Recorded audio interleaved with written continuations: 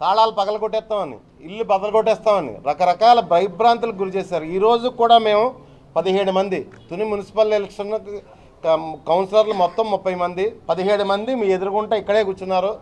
Whip కూడా పట్టుకెళ్ళి election ఆఫీసర్కి ఇవ్వడం జరిగింది. 17 మంది సంతకాలు పెట్టిన విప్ కూడా పట్టుకెళ్ళి ఎలక్షన్ ఆఫీసర్కి సంతకాలు పెట్టి ఇవ్వడం కూడా జరిగింది.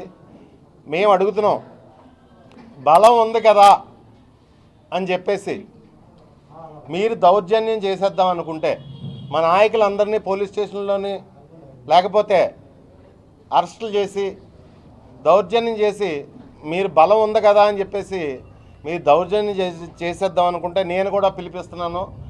చలో తుని అని చెప్పి జిల్లా పిలిపిస్తున్నాను.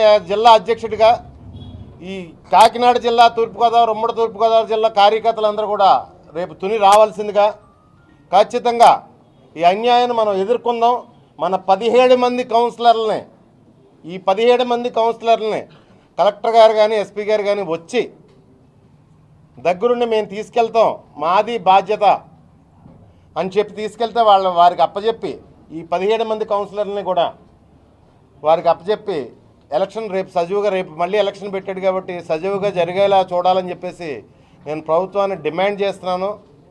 అదేవిధంగా ప్రతి నాయకుడికి జిల్లాలో ఉన్న వైఎస్ఆర్ కాంగ్రెస్ పార్టీ ప్రతి నాయకుడికి కూడా రేపు చలో తుని పిలిపిస్తున్నాను. అందరు నాయకులు కూడా తుని రావాల్సిందిగా కోరుకుంటూ సెలవు తీసుకుంటున్నాను.